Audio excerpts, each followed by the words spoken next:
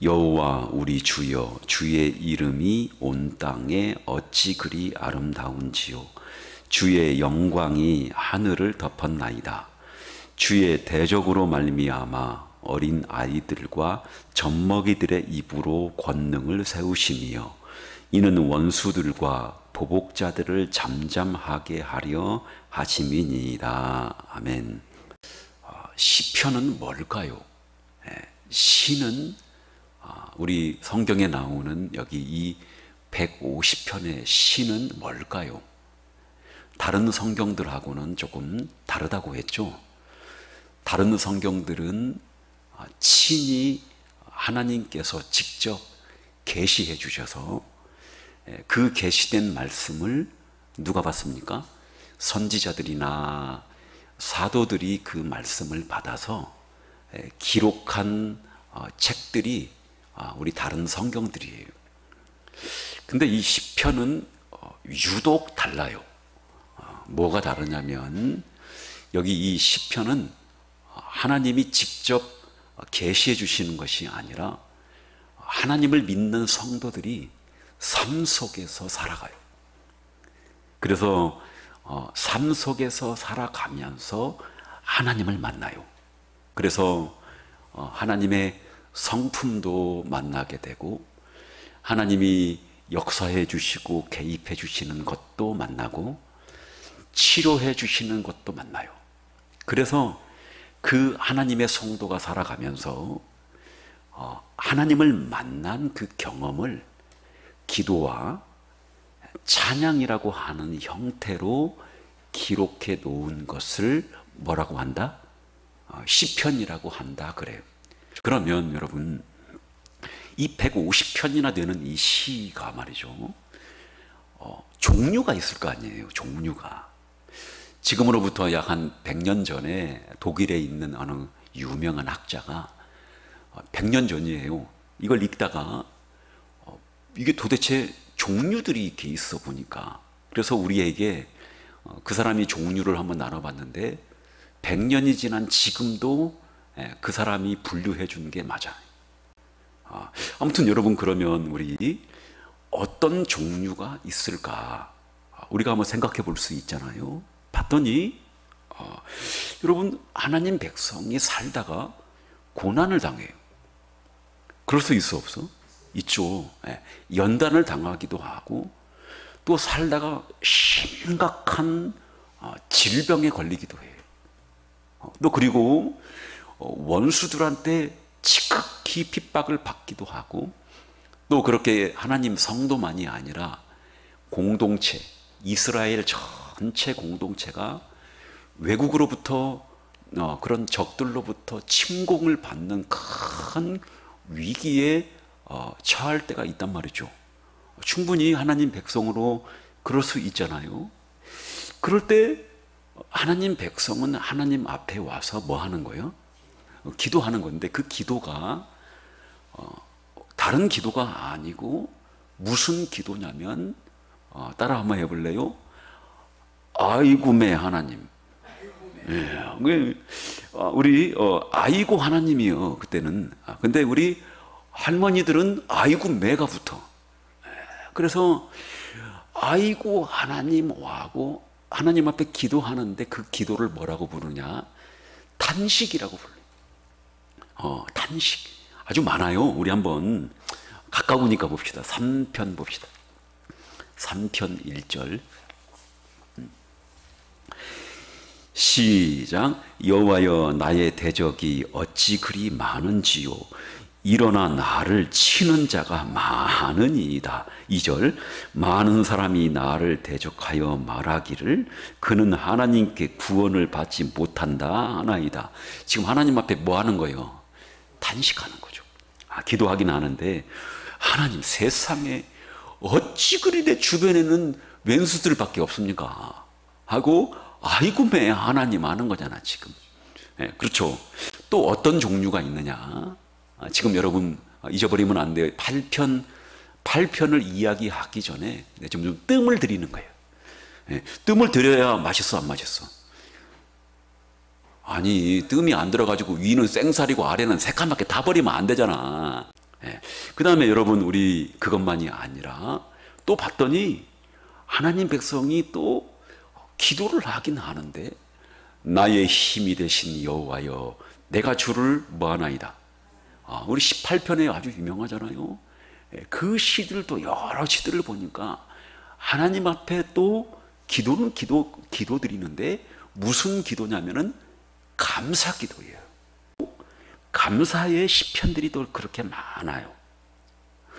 또 여러분, 그거 말고 또 우리 살다가, 이스라엘은 당시 왕정 시대거든요. 왕정 시대. 그렇죠? 그래서 다윗 왕, 솔로몬 왕, 이런 왕정 시대니까 그 왕의 이름을 높이고, 또 왕이 잘 돼야 돼, 안 돼야 돼?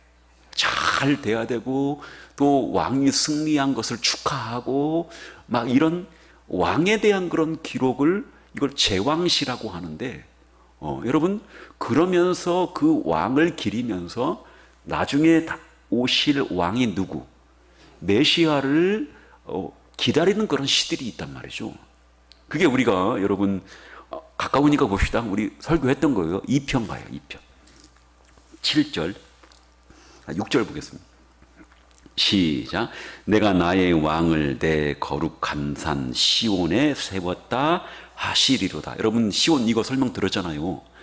시온이 뭔지. 거기에 하나님 뭘 세웠대? 왕을 세웠대. 또 여러분, 또 살다가 하나님 백성이 하나님을 체험하는 거죠. 체험하니까 뭘 체험하느냐? 이 세상 살다가 지혜가 필요해요. 그 지혜는 뭐라고 그랬죠? 뭘 이치를 깨닫는 거잖아요. 그래서 다 하나하나 다 살다 보니까 공통된 이치가 하나가 있어. 여러분, 가서 심을 때가 있고 낳을 때가 있고, 또 태어날 때가 있고 죽을 때가 있고, 또 여러분 뭐요? 시작할 때가 있으면 뭐가 있어? 끝날 때가 있고, 또 살아가는 모든 여러분, 또 이게 싹시 필 때가 있으면 꽃이 필 때가 있고, 꽃이 피고 나면 뭘 맺어? 열매를 맺을 때가 다.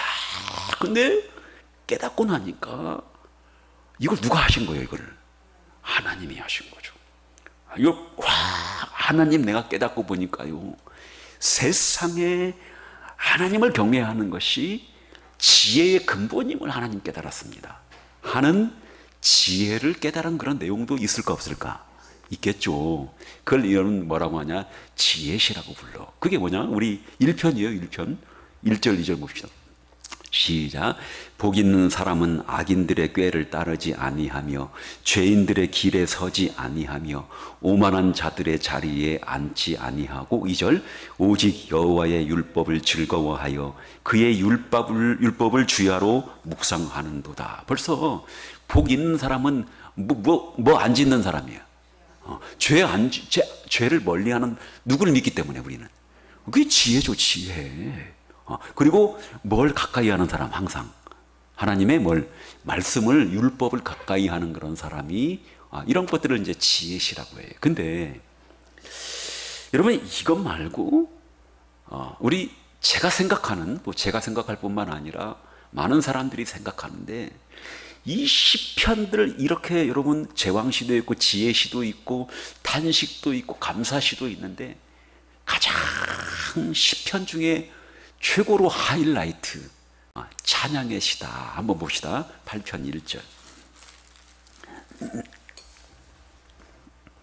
시작.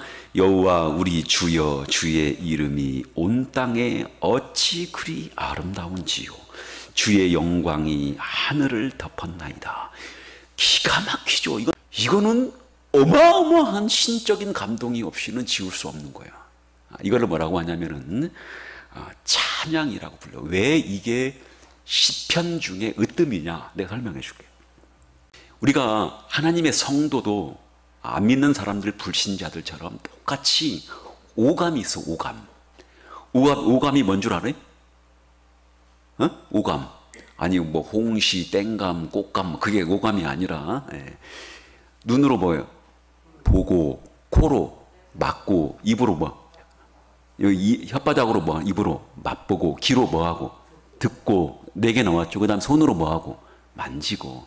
이거를 통해서 여러분 사물들을 접하는데, 여러분 어떤 것은 음식 정말 귀중한 음식들은 맛보고, 또 여러분 아주 좋은 그런 음악들은 여러분 귀로 듣고, 또 기가 막힌 그런 그림과 풍경들을 딱 볼 때 주로 어떤 표현들이 나오냐면, 이야 진짜 멋있다, 이야 진짜 훌륭하다. 여러분 우리 빈센트 반 고호라고 하는 화가 있잖아요. 예. 그 사람 그림 하나 값으로 매길 수가 없어. 근데 그거 보면은 막 감탄을 자아내. 막 특별한 그 고호만의 기법이 있어요. 붓터치 막 기법이 있는데, 렘브란트의 그림이나 막 빈센트 반 고호의 막 그런 그림들을 보면 와, 감탄하게 되는 거죠. 감탄. 또 여러분 우리 그 훌륭한 음악가, 예를 들면 조성진이라고 하는 그 피아노 그 연주하는 그런 남자가 있는데, 그 사람이 연주하는 쇼팽 그 피아노 콘서트 1번은 콘체르토, 그거는 막 심금을 울려요. 막 너무 연주를 잘해요. 막 어떻게 그렇게 막 천재야 그 사람 다. 근데 그런 음악을 들었을 때도 우리 오감으로 듣잖아요. 그런데도 뭐라고 표현하느냐, 우와 진짜 너무 훌륭하고 끝내준다, 그런 표현까지 할 수 있는데 거기까지예요.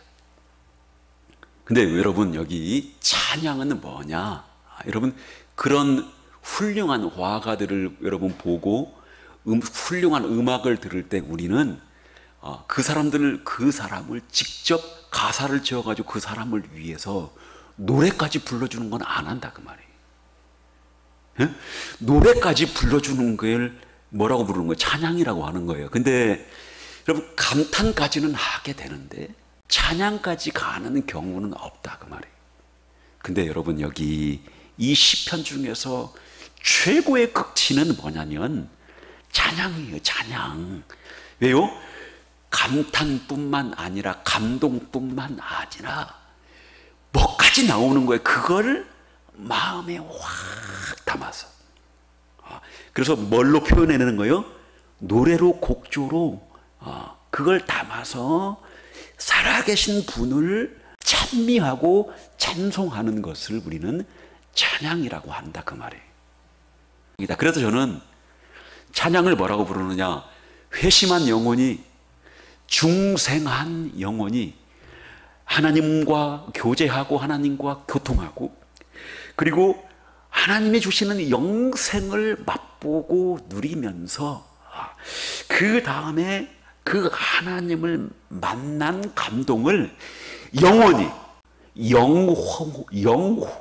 동의하고, 그래서 그 영혼이 마음껏 고양돼서 하나님께 노래를 부르는 것을 찬양이라고 한다 그 말이에요. 그래서 여러분 신앙의 절정은 뭘까? 신앙의 극치는 뭘까? 내가 알려줬잖아요. 찬양이에요. 찬양. 할렐루야. 여러분 우리 서신서 봐요. 서신서 뒤에 보면 전부 바울 서신서 뭐 서신서 보면은 은혜와 평강이 너희에게 있기를 원하노라 하면서 전부 뭘로 끝나냐면 성령으로 끝나. 성령. 그 안에 하나님을 찬양하는 게 거기에 깃들어져 있어. 너무 그 이신칭의의 복음들, 갈라디아서, 로마서, 여러분 그 다음에 그 목회 서신들 쫙 보고 그걸 막 여러분 막 그 성령의 감동을 다 적고 나면 은혜가 밀려와 안 밀려와? 제 얼굴이 은혜 받은 얼굴이요? 아니요. 해서 마지막 마침표를 찍을 때 하나님께 찬양을 부르지 않을 수가 없는 거예요. 제가 우리 교회 예배 참 좋아요. 우리 설교도 여러분 제가 세상 얘기 잘 안 하고 하나님 말씀 또 예수님 얘기 많이 하잖아요. 그리고 저는 진리의 제 설교의 모든 목적은 성령의 감동으로 진리에 갈급해 하고 예수 그리스도의 목말라 하는 그런 사람들을 위해서 하는 거예요. 근데 그것도 설교도 참 좋고 은혜로운데 우리 교회에서 부르는 찬양이 너무 좋아요. 내 평가가 아니에요. 여러분 솔직히 봐요. 우리 교회 그 찬양단 악기 봐요. 악기 하나, 여기 베이스 치는 우리 형제 하나, 피아노 치는 자매, 그 다음에 플룻 부는 자매, 그 다음에 여러분 제가 만든 카혼 하나, 얼마나 조촐해요. 그리고 그것뿐만이 아니라 제가 함께 안 부르면 여러분들 부르는 거 보면 정말 볼만해요. 그냥 여러분들 보면 박자를 맞는 사람이 하나도 없어요. 음정 맞는 사람이 하나도 없어요. 그리고 나도 안 맞아. 우리 예배 끝나고 가면 우리 딸이 와가지고 아빠 나 할 얘기가 있어요. 뭔데? 왜 이렇게 박자를 많이 틀려요? 한두 번도 아니고 왜 이렇게 아빠 박치야 박치. 우리 교회 성도들 보면은 막 전부 박자 다 틀리고 음정 다 틀리고. 근데 우리 딸이 하는 얘기가, 근데 아빠 신기한 거는요, 우리 교회 찬양이 너무 은혜로워요. 어찌 그렇게 입을 꽉 다물고 있어? 너무. 그래서 여러분 어떤 분들이 와서 저한테 얘기한 87장 내 주님이 입으신 그 옷은, 어떤 목사님은 우리 교회 와서 그 찬양 부르고 너무 은혜를 받아서 10일 동안 내내 그 찬양만 불렀대. 또 여러분 어떤 분은, 그분은 내가 보면 알아요. 찬양 잘 하시는 분인데 우리 찬양 부르면 막 적어. 뭘 적겠어? 몇 장인지 그걸 적는 거예요. 왜요? 찬양 잘하는데 이렇게 그것이 좋은 찬양인지 몰랐대. 또 어떤 분은 저한테 전화가 와가지고, 목사님 제가 찬양에 너무 큰 은혜를 받았어요. 근데 세상에, 아니 박자도 틀리고 음정도 안 맞고 완전히 막 전부 다 따로따로, 동서남북 따로따로야. 그런데도 찬양을 부르면 은혜가 많이 넘쳐요. 왜 그런 줄 아세요, 여러분? 물론 성령께서 함께 하시지만, 할렐루야. 근데 우리 성도들은 그 찬양의 가사가 진짜 내 신앙 고백인 것처럼 부르기 때문에 그런 거예요. 그래서 여러분 찬양이 은혜로운 거예요. 그래서 여러분 제가 찬양을 너무 중요시 여기잖아요. 여러분 여기 이 신앙의 극치는 찬양이다. 그러면 우리 시편 8편이 우리 찬양을 하는데 도대체 뭘 찬양하는지 세 가지 찬양을 해요. 다시 한번 1절 보겠습니다. 시작. 여호와 우리 주여, 주의 이름이 온 땅에 어찌 그리 아름다운지요. 주의 영광이 하늘을 덮었나이다. 여기 첫 번째 뭘 찬양하냐? 다윗의 시인데 주의 이름, 무슨 이름이냐면 여호와의 이름을, 아름다운 이 이름을 하나님 찬양합니다. 이게 첫 번째 찬양이고, 두 번째 뭘 찬양하냐? 우리 1절 하반부 시작. 주의 영광이 하늘을 덮었나이다. 3절 주의 손가락으로 만드신 주의 하늘과 주께서 베풀어 두신 달과 별들을 내가 보니. 뭘 찬양하냐면 두 번째, 하나님이 이 천지 만물을 만드신 하나님의 창조를 찬양을 해요. 얼마나 아름다운지. 세상에 여러분 다윗이 지금 봤는데, 천지 만물을 봤는데 전부 다 하나 다 하나님의 뭐가 깃들어 있을까? 거기에 하늘을 보니까 주의 손가락으로 만드신 저 달과 별들을 내가 봤는데, 그 빼곡한 그 별들을, 여러분 하늘에 가득한 별들에 하나 다 뭐가 깃들어 있어? 주의 영광이. 주의 영광이라고 하는 것은 나중에 말씀드리겠지만, 주의 영광은 하나님의 손길이 미쳤다는 표시, 하나님이 거기에 손 댔다는 그런 표시.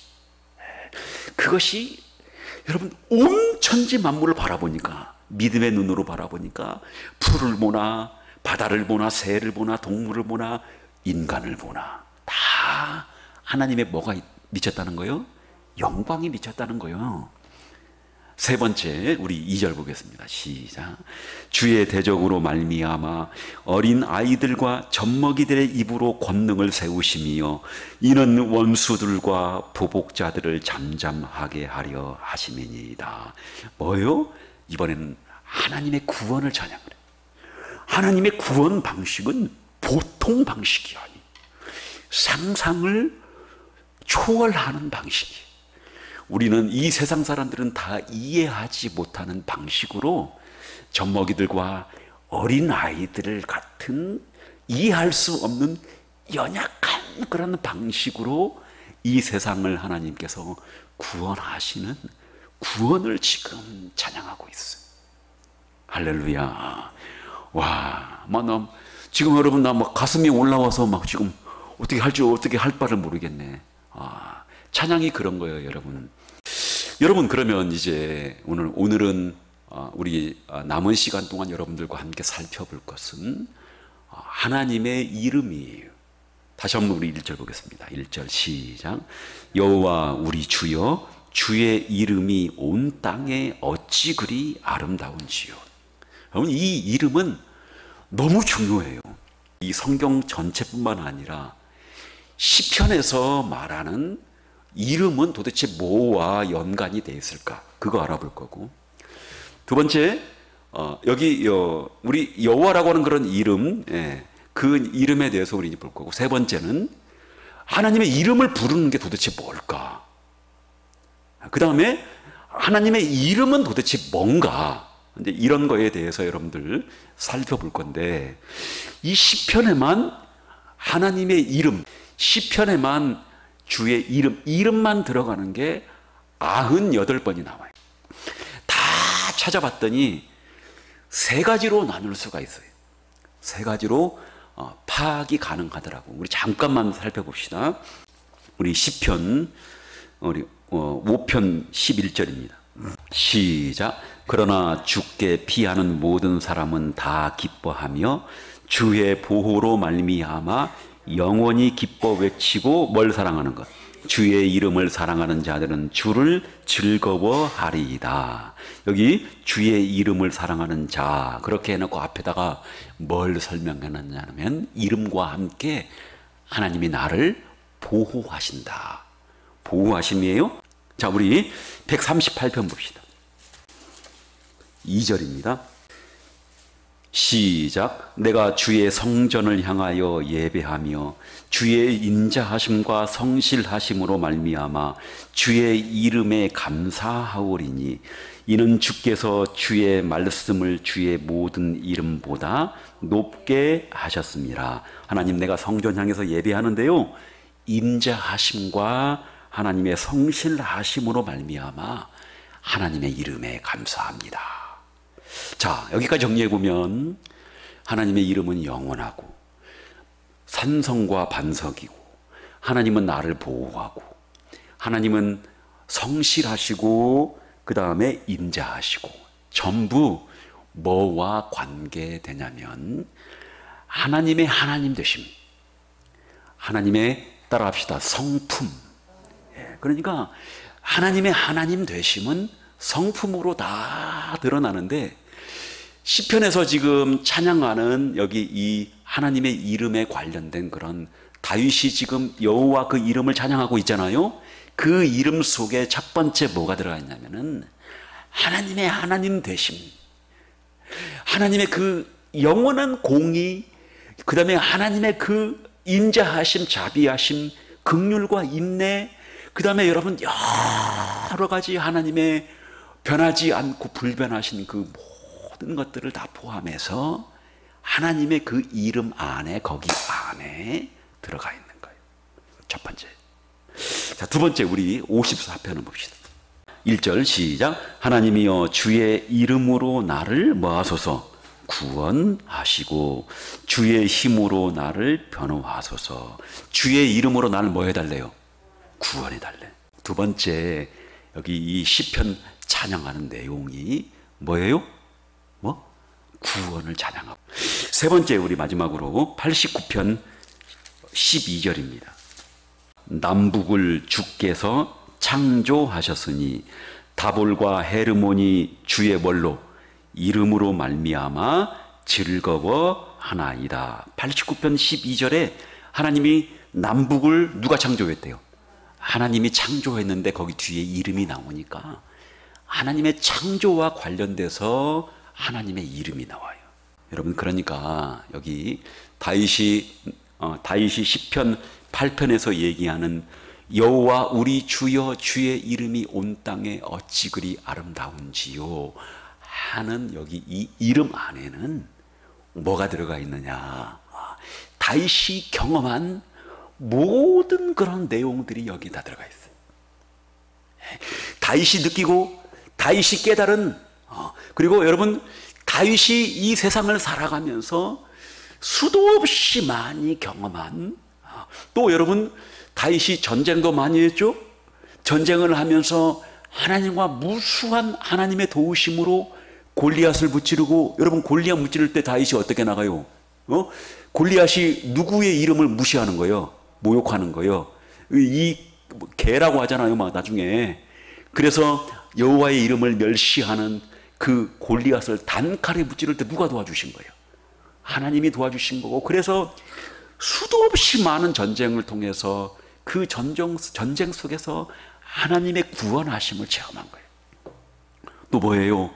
목동 생활을 하고 또 사울을 피신해서 여러분 그 수많은 광야들로 다 도망 다니고 피해 다닐 때 봤던 그 밤하늘의 아름다움들, 그리고 주의 펼쳐진 하늘에 펼쳐진 그 주의 영광들, 그 다음에 하나님이 꽁꽁 사울의 그 여러분 3,000명이나 되는 자객들로부터 하나님이 꽁꽁 숨겨주시는 그 보호하심까지 하나님의 어디에다 들어가 있는 거예요? 이름에다 들어가 있는 거예요.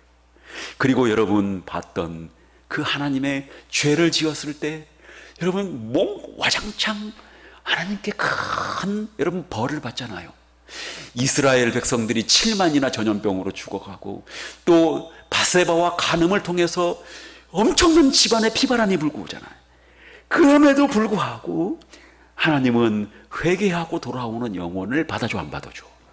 받아주시는 하나님의 공의와 또 뭐가 들어가 있어? 하나님의 자비와 용서가 거기에 들어가 있는, 그래서 그 이름의 찬양 안에는 여기 이 방금 말씀드린 이 세 가지 하나님의 하나님 되심과 창조와 여러 가지 또 구원들이 여기 안에 다 들어가 있다, 그 말이죠. 여러분, 하나님의 이름에는 하나님의 하나님 되심, 또 그리고 하나님의 모든 사역, 하나님의 행동, 하나님의 구원, 또 하나님의 역사, 이 모든 것들이 다 총망라되어서 하나님의 이름 안에 다 거기 안에 들어가 있는 거예요. 그래서 여러분, 우리 하나님의 이름은 곧 뭐냐? 하나님이 모든 것들을 다 알려주신 하나님의 계시가 하나님의 이름이에요. 두 번째, 여러분, 하나님의 이름은 곧 하나님을 대표하는 거예요. 하나님의 이름을 대표한다는 것은 하나님의 이름이 하나님을 대표하기 때문에 힘과 권위와 거룩함을 이 하나님의 이름이 갖는다, 그 말이에요. 이제 잘 여러분 이해가 되었죠? 조금? 이게 여러분 다윗만 그런 것이 아니고 우리 구약시대의 선지자들, 또 신앙의 위인들, 또 그뿐만 아니라 우리 신약시대의 사도들도 다 하나님의 이름을 부를 때에는 전부 이런 의미들을 다 이해하고 불렀던 거죠. 그런데 여러분, 이렇게 하나님의 이름에 관해서 하나님께서 원천적으로 기본적으로 가장 잘 이 여호와라고 하는 그런 이름을 잘 알려준 성경이 있어요. 그게 뭐냐면 출애굽기 3장과 6장이에요. 출애굽기 3장 13절입니다. 시작. 모세가 하나님께 아뢰되 내가 이스라엘 자손에게 가서 이르기를 너희의 조상의 하나님이 나를 너희에게 보내셨다 하면 그들이 내게 묻기를 그의 이름이 무엇이냐 하리니 내가 무엇이라고 그들에게 말하리이까. 지금 모세가 하나님한테 묻는 건데, 제가 이스라엘 백성들에게 가서 너희 조상의 하나님이 나를 불렀다 그렇게 얘기하면 분명히 그들은 그 하나님의 이름이 무엇이냐 그렇게 물을 것인데, 그러면 제가 무엇이라고 하나님 이스라엘 백성들에게 하나님의 이름을 대답해야 합니까? 그렇게 지금 묻는 거예요. 우리 그랬더니 지금 하나님께서 하나님의 이름을 알려주시죠. 아주 중요한 이름이에요. 우리 14절 15절 보겠습니다. 시작. 하나님이 모세에게 이르시되 나는 스스로 있는 자이니라. 또 이르시되 너는 이스라엘 자손에게 이같이 이르기를 스스로 있는 자가 나를 너희에게 보내셨다 하라. 하나님이 또 모세에게 이르시되 너는 이스라엘 자손에게 이같이 이르기를 너희 조상의 하나님 여호와 곧 아브라함의 하나님 이삭의 하나님 야곱의 하나님께서 나를 너희에게 보내셨다 하라. 이는 나의 영원한 이름이요 대대로 기억할 나의 칭언이라. 모세가 그렇게 물었더니 하나님께서 좋아, 내가 지금부터 이름을 알려주는데 나는 스스로 있는 자니라. 먼저 뜻을 먼저 알려주셨어요. 스스로 있는 자. 15절 다시 한번 보겠습니다. 시작. 하나님이 또 모세에게 이르시되 너는 이스라엘 자손에게 이같이 이르기를 너의 조상의 하나님 뭐라고요? 여호와예요. 여호와.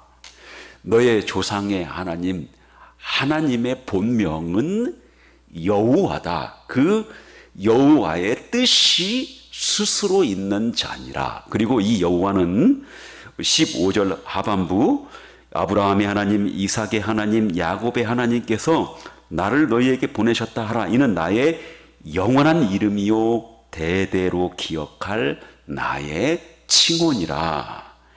그래서 하나님께서는 이 여호와라고 하는 이름이 본명이고 대대로 기억할 하나님의 이름이다 하면서 그 뜻을 뭐라고 알려주셨다고요? 스스로 있는 자니라. 그런 이 스스로 있는 자 여호와인데 과연 이 이름 안에는 어떤 의미가 들어가 있을까요? 여러 가지 의미가 있겠죠. 먼저 스스로 있는 자니까 자존자예요. 자존자. 하나님은 스스로 계신 분이니까 하나님이 계시기 이전에는 다른 존재가 있었다는 거예요? 없었다는 거예요? 없었다는 거죠. 스스로 계신 분이니까. 그리고 어떤 존재의 도움도 필요하지 않는 그런 분이세요. 이게 여러분 자존자라고 하는 의미예요. 또 무슨 의미예요? 모든 존재, 모든 피조물들이 스스로 계신 분으로부터 나온 거죠. 그래서 하나님은 창조주세요. 그게 스스로 있는 자 의미예요. 또 창조뿐만 아니라 보존하시는 보존주세요. 또 여러분 우리 또 세 번째 생각해 볼 것은 하나님은 스스로 계시니까 어떤 분이세요? 불변하시는 변하지 않는 그런 분이세요. 또 마지막 네 번째, 하나님은 스스로 계신 분이시니까 처음부터 끝이 없으신 그런 분이시고 영원하신 그런 하나님이다라고 하는 의미가 스스로 있는 자니라 하는 여호와라고 하는 그런 이름 안에 그런 의미가 다 들어가 있는 거예요. 사실은 여러분 여기 아브라함의 하나님, 이삭의 하나님, 야곱의 하나님, 이 조상의 하나님 안에 이런 의미가 거의 대부분 다 들어가 있어요. 아브라함 때도 동일하시고 이삭 때도 동일하시고 야곱 때도 동일하시는 분이고 그리고 아브라함 때도 하나님이시고 이삭 때도 야곱 때도 하나님이시니까 언제나 변하지 않고 언제나 동일하신 분이고 언제나 계시는 그런 분이시라는 그런 의미가 여기 들어가 있는 거죠. 또 하나님께서 중요한 여호와라고 관련된 두 번째 의미를 알려주셨어요. 우리 출애굽기 6장 한번 보겠습니다. 출애굽기 6장 우리 2절에서부터 한 8절까지 읽겠습니다. 시작. 하나님이 모세에게 말씀하여 이르시되 나는 누구니라? 여호와니라. 내가 아브라함과 이삭과 야곱에게 전능의 하나님으로 나타났으나 나의 이름을 여호와로는 그들에게 알리지 아니하였고. 자, 하나님이 또 이름을 나는 여호와다. 근데 사실은 아브라함과 이삭과 야곱에게 너희 조상들에게는 하나님으로는 나타났지만 내 이름을 여호와로는 그들에게 알리지 아니했다는 거예요. 아니 여러분, 사실은 하나님이 이미 여호와라고 하는 그런 이름은 조상 때에도 있었고 또 그 이전에 노아 때도 그 이전에 아벨 때도 이 여호와라고 하는 그런 이름이 있었어요. 하나님이 여러분 아브라함에게 나타나실 때도 여호와로 나타났고 아브라함과 언약을 맺을 때도 15장에 여호와라고 나타났고 또 여러분 베델의 야곱에게 나타날 때 베델에 여러분 그 야곱이 잠자고 있을 때 그때 하나님께서 여호와라고 나타났어요. 그러면 여기 하나님께서 여호와로 알리지 아니했다는 말은 무슨 의미일까요?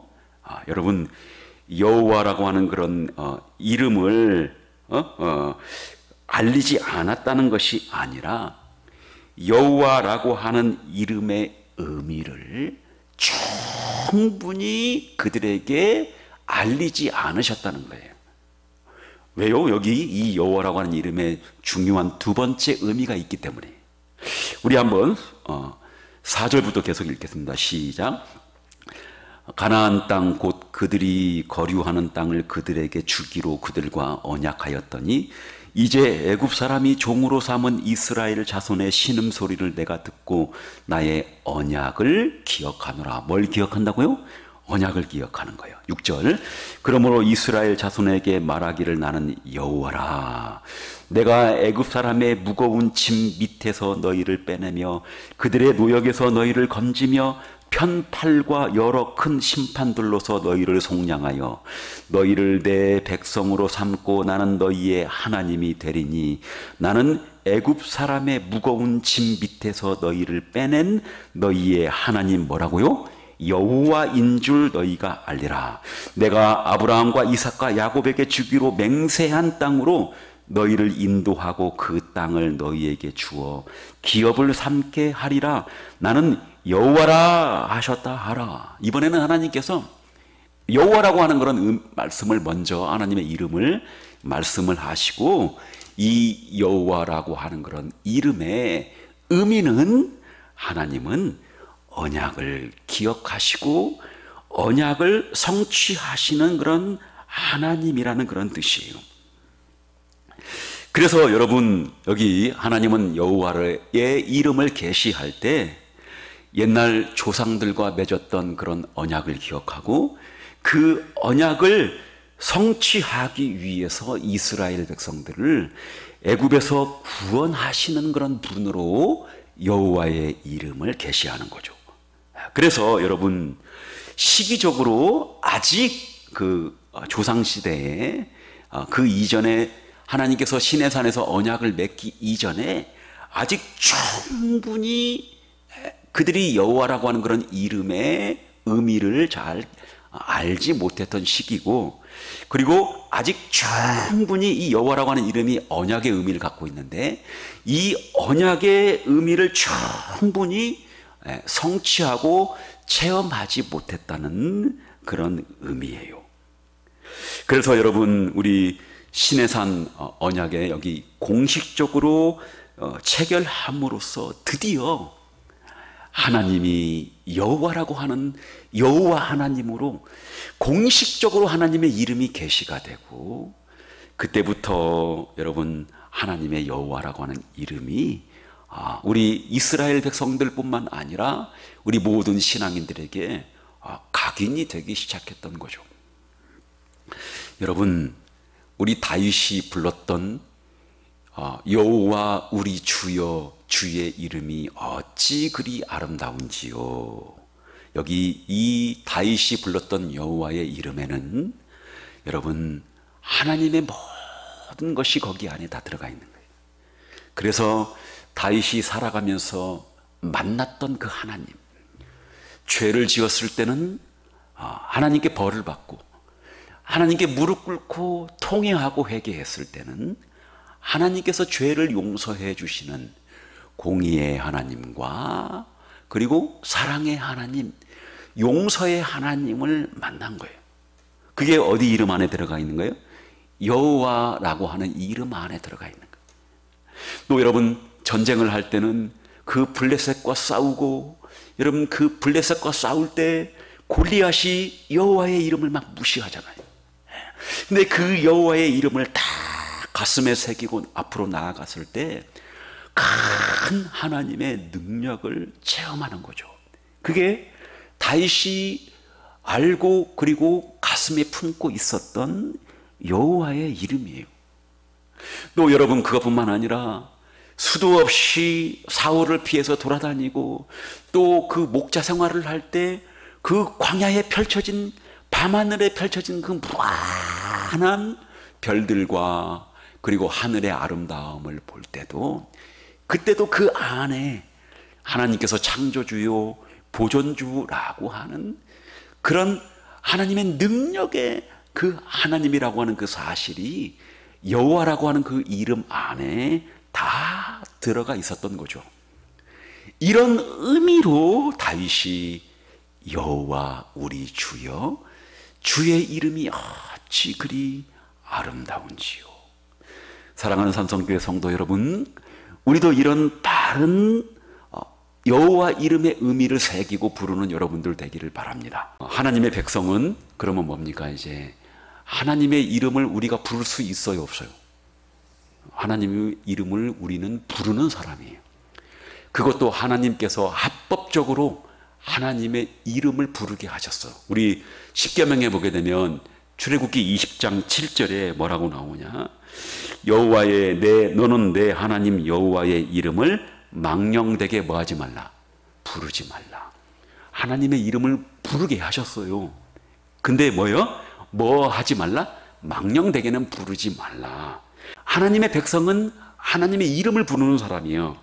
그러면 우리가 도대체 목사님, 우리가 주여 주여 여호와 하나님 하나님 그리고 예수님 예수님 막 그렇게 하나님의 이름을 막 부르는데, 하나님의 이름을 부른다는 의미는 이게 제일 중요한 거겠죠. 여러분, 앞으로 하나님의 이름을 부를 때 제가 여러분들에게 알려드린 그 방식으로 깨닫고 부르시기 바랍니다.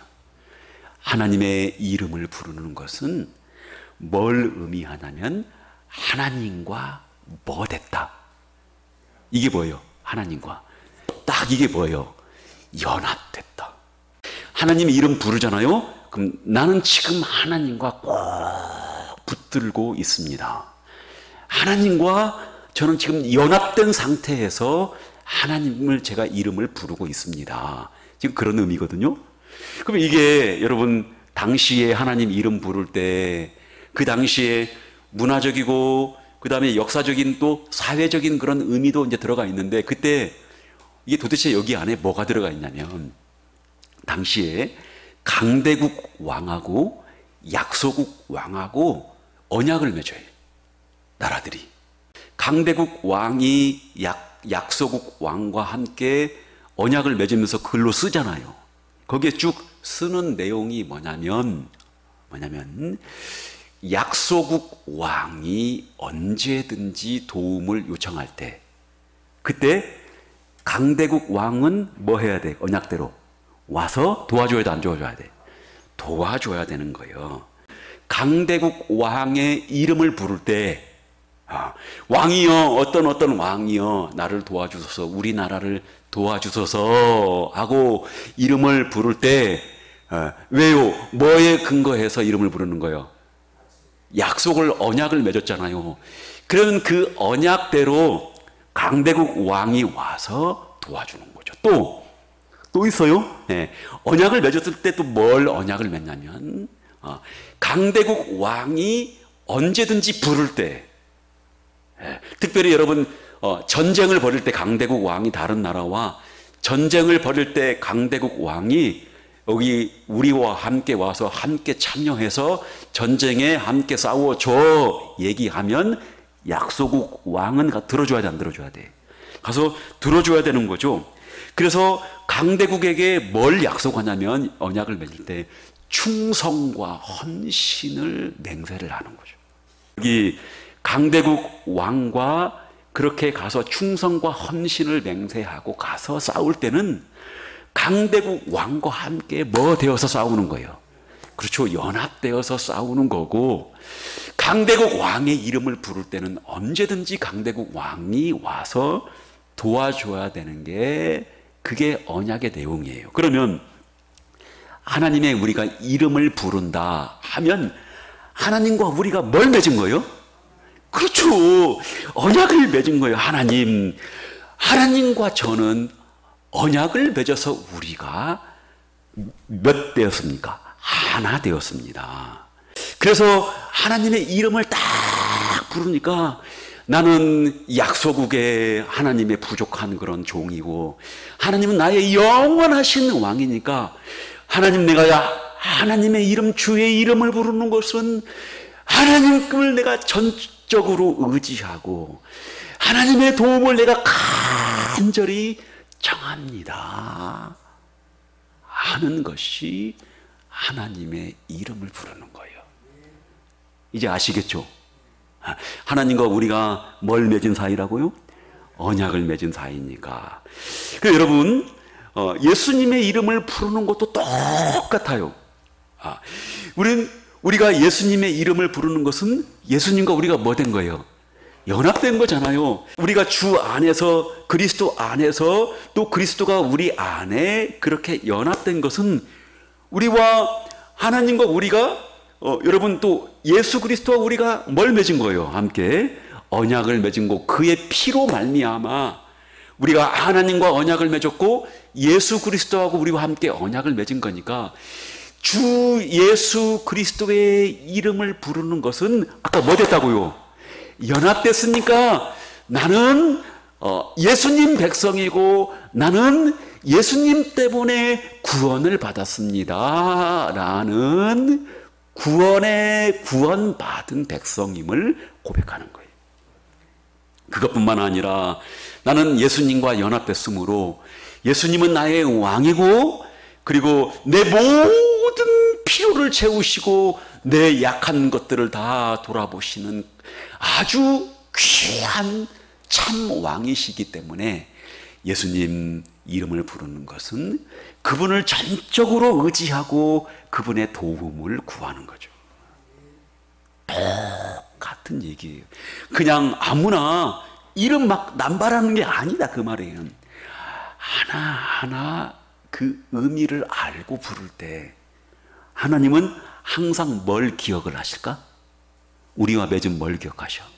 언약을 기억하시고, 그 언약을 따라 주의 이름을 부를 때 그 이름 안에 들어있는 언약의 내용들을 따라서 우리를 여러분 도우시고 역사하여 주신다, 그 말이에요.